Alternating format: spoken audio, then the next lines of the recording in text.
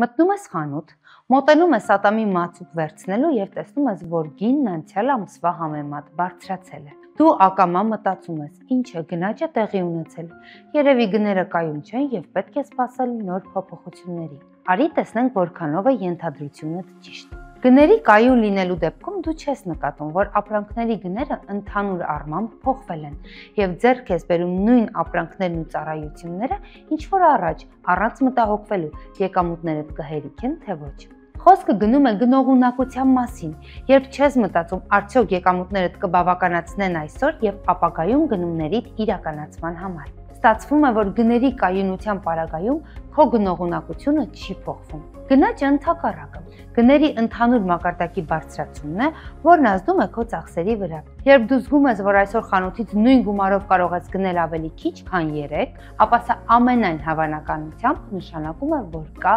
գնաճ։ Իդեպ դա կվերաբերվի ամեն տեսակի ծախսին, լինի ռեստորանի հաշիվ, փոշիկ գնել, թե վարսավիրական ծառայությունների համար վճարել։